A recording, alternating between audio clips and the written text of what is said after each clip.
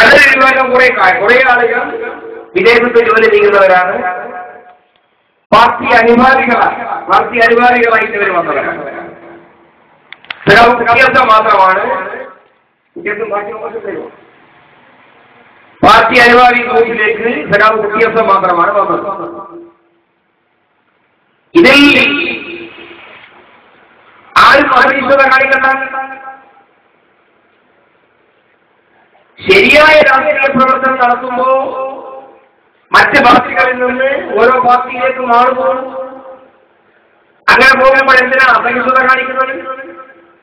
അവരെ തിരിച്ചുകൊണ്ടുപോകാൻ വേണ്ടി എല്ലാ മാർഗങ്ങളും ഉപയോഗപ്പെടുത്തി അതിൽ ഇനി ബന്ധപ്പെടാത്ത ആരും. അതിനകത്ത് രാഷ്ട്രീയ നേതാക്കന്മാരെ, ഉന്നതരായ മുസ്ലിം ലീഗ് നേതാക്കന്മാരെ ഉപയോഗപ്പെടുത്തിയിട്ടുണ്ട്, പള്ളിയെ ഉപയോഗപ്പെടുത്തിയിട്ടുണ്ട്, മതമേധാവികളെ ഉപയോഗപ്പെടുത്തിക്കൊണ്ട് ആളുകളെ തിരിച്ചു കൊണ്ടുവരാൻ. ഇതൊന്നും തെറ്റുണ്ടെന്ന് ഞാൻ പറയില്ല. പാർട്ടിയിൽ നിന്ന് പോയ ആളെ തിരിച്ചു കൊണ്ടുവരാൻ വേണ്ടി മുസ്ലിം ലീഗ് നേതൃത്വം സ്വീകരിച്ച ഒരു നിലപാടിനോടും എനിക്ക് യാതൊരു വിയോജിപ്പില്ല. അതെല്ലാവരും ചെയ്യുന്നതാണ്, ഒരു അപകടം. പക്ഷേ ഇതിൽ ദീപകയായി നിലനിർത്തുന്നത് പൂർണ്ണ കാര്യങ്ങളാണ്. ഇവിടെ ഉണ്ടായ പ്രശ്നം മുസ്ലിം മതവിശ്വാസികളെ സംബന്ധിച്ചിടത്തോളം ഏറ്റവും പ്രധാനപ്പെട്ട ഒരു ദിവസം പരിശുദ്ധ ഹജ്ജ് ദിനത്തിൽ. ഹജ്ജ് ഇത്തവണ വന്നത് നവംബർ 6 അത് മുസ്ലിം മതവിശ്വാസികളെ സംബന്ധിച്ചിടത്തോളം ഏറ്റവും പുണ്യമായ ദിവസമാണ്.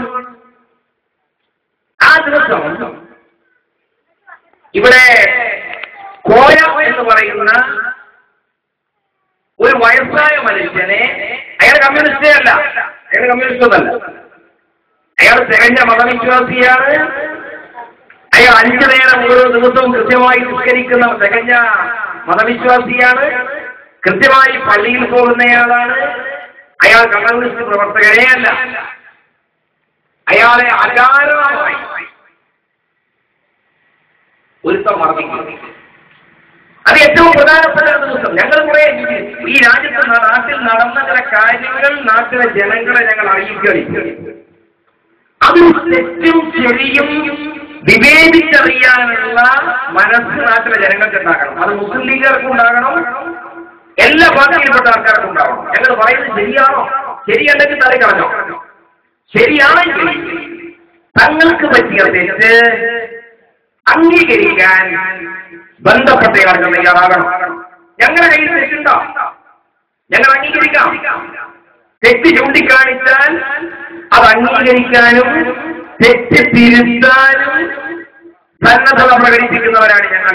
എക്കാലത്തും അത് ഞങ്ങൾക്ക് തെറ്റ് പറ്റിയ ഞങ്ങൾ ജനങ്ങളോടൊക്കെ പറയും ഞങ്ങൾക്ക് തെറ്റ് പറ്റിയിട്ടുണ്ട്. അങ്ങനെ കമ്മ്യൂണിസ്റ്റുകാരുടെ പരസ്യമായിട്ട് ഈ മാർഗം എല്ലാവരും സ്വീകരിക്കണം. ഞാൻ ചോദിക്കട്ടെ, എന്തായിരുന്നു ഈ വയസ്സായ മനുഷ്യനെ തന്നാലുണ്ടായ പ്രേരണ? അയാൾ ആരെയും വിളിച്ചു. ഇവിടത്തുകാരനെ അല്ലാത്ത ഒരാളുടെ സ്ഥലം അവിടെയുള്ള അലവലിലുള്ള ഒരു രാജ്യക്കാരുടെ സ്ഥലത്തിന്റെ പ്രശ്നം, അതുമായി ബന്ധപ്പെട്ടുകൊണ്ടൊരു വഴക്ക് നടക്കുക. അപ്പൊ സ്വാഭാവികമായിട്ട് വീടിനടുത്ത് ഒരു വഴക്ക് നടക്കുമ്പോ ഇതെന്താണെന്ന് അറിയാൻ വേണ്ടി ഈ മനുഷ്യൻ അങ്ങോട്ട് പോയി നോക്കുകയാണ്. പോയ നേരത്തെ ഒരു കാരണവുമില്ലാതെ ഒരു ചെക്കൻ ഈ വയസ്സായ മനുഷ്യരെ തല്ലുകയാണ്. നീതീകരിക്കാൻ പറ്റുന്നതാണോ? ഇതാണ് ഈ സംഭവത്തിന്റെ തുടക്കം. ഇതിനെ ആരെങ്കിലും ന്യായീകരിക്കുക? ഒരു ചെക്കൻ അങ്ങനെ ഒരു വിവരക്കേട് കാണിച്ചാൽ നാട്ടിലുള്ള മര്യാദക്കാരായ ആളുകൾ, പക്വതയുള്ള ആളുകൾ എന്താ ചെയ്യാൻ? ഞങ്ങളൊക്കെ ചെയ്യണ്ട. ഞങ്ങളൊക്കെ പഠിച്ചിട്ടുള്ളത് ആ പ്രശ്നം നല്ല നിലക്ക് അവസാനിപ്പിക്കാൻ വേണ്ടിയാണ് ഞങ്ങൾ മുൻകൈയെടുക്കുക. ആ ചക്കനെ വിളിക്കണം, ചെയ്തത് തെറ്റാണ് എന്ന് പറയണം. പറഞ്ഞ് തെറ്റ് തിരുത്തിക്കാൻ ബാധ്യതപ്പെട്ട ആളുകൾ ആ ജോലി നിർവഹിച്ചോ? വളരെ മാന്യമായ വിലയം, വളരെ വളരെ വളരെ മികച്ച മാന്യമായ ജോലിയാണ്. ആ ജോലി, ആ കടമ നിങ്ങൾ നിർവഹിച്ചോ? രാഷ്ട്രീയ പ്രവർത്തകന്മാരുടെ ചുമതല എന്താണ്? നാട്ടിൽ കുഴപ്പമുണ്ടാക്കലല്ല, രാജ്യത്ത് സമാധാനം ഉണ്ടാക്കലാണ്. നാട്ടിൽ സമാധാനം നിലനിൽക്കണമെന്നാണ് ജനങ്ങളോടും സമൂഹത്തോടും ബാധ്യതയുള്ള രാഷ്ട്രീയ പ്രവർത്തകന്മാർ. ആ സമീപനമാണ് സ്വീകരിക്കുക, ആ സമീപനമാണ് സ്വീകരിക്കേണ്ടത്.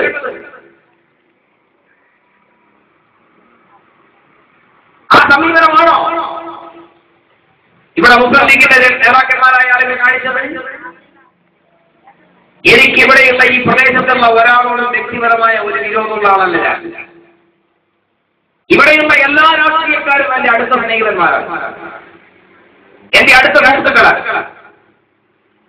ഇന്ത്യൻ യൂണിയൻ മുസ്ലിം ലീഗിന്റെ അറിയപ്പെടുന്ന പല സംസ്ഥാന നേതാക്കന്മാരും പല ജില്ലാ നേതാക്കന്മാരും എന്റെ ഏറ്റവും അടുത്ത സ്നേഹിതരാണ്.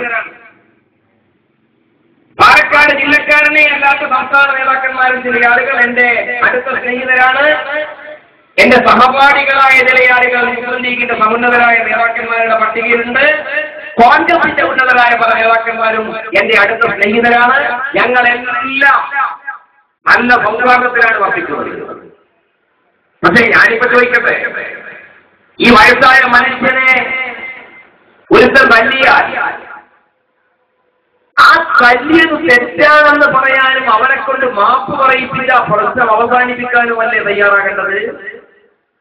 അതിന് പകരം പ്രളയ വിരോധം വെച്ച് ഈ തല്ല് കൊണ്ട വയസ്സായ മനുഷ്യൻ മുസ്ലിം ലീഗിൽ നിന്ന് രാജിവെച്ച് പോയ ആളുകളിൽപ്പെട്ട ചില ആളുകളുടെ വാപ്പയായി പോയി എന്ന കാരണം കൊണ്ട് ഇതിനോട് കുറിപ്പയുടെ സമീപനം സ്വീകരിക്കുന്ന നിലപാടല്ലേ ഇവിടെ മുസ്ലിം ലീഗിന്റെ നേതാക്കന്മാർ സ്വീകരിച്ചത്? ഞങ്ങൾ ചോദിക്കട്ടെ,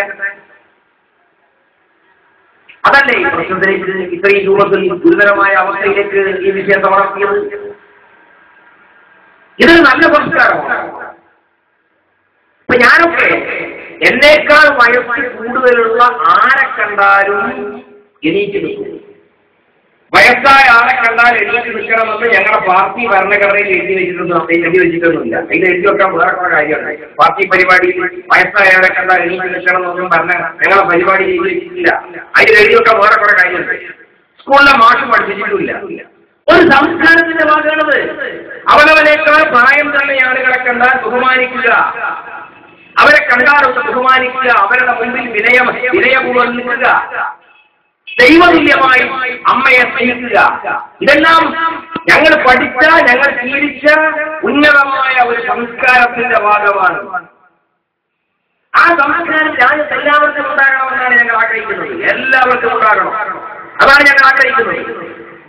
ഈ പ്രായം ചെന്ന മനുഷ്യനെ തല്ലി ആ നല്ല ദിവസം പരിശുദ്ധ ഹജ്ജ് ദിനത്തിൽ ഈ പാവപ്പെട്ട മനുഷ്യനെ, ഈ പ്രായം ചെന്ന മനുഷ്യനെ തല്ലി പരിക്കേൽപ്പിച്ച് അന്ന് ഒരു രാത്രി മുഴുവൻ മണ്ണാർക്കാട് താലൂക്ക് ഗവൺമെന്റ് ആശുപത്രിയുടെ ചിന്തയിൽ കിടക്കേണ്ട അവസ്ഥ വന്നില്ലേ? വേദനിക്കുന്ന കാര്യമില്ലേ? അതിനെ അന്ന് തന്നെ എതിർത്ത് പരാജയപ്പെടുത്തണ്ടേ? ഞാനൊരു കാര്യം പറയാം, ഞാൻ മുസ്ലിം ലീഗുകാരോടും ഉൾപ്പെടെയുള്ള മുഴുവൻ ആളുകളോടും പറയാം, എന്റെ പാർട്ടിയിൽപ്പെട്ട ഏതെങ്കിലും ഒരു ചെങ്ങനാണ് ഒരു വയസ്സായ മനുഷ്യരെ തല്ലിയതെങ്കിൽ പരസ്യമായി അവന്റെ ചേർന്നടിക്കാനുള്ള ആദരവ് ഞങ്ങൾ കാണിക്കും. ഞങ്ങൾ അതാണ് രാഷ്ട്രീയ പ്രവർത്തനം. ഒരു സംശയം നമുക്ക് വേണ്ട. അതാണ് അന്തസ്സ്. തോന്നിവാസം ആര് കാണിക്കാൻ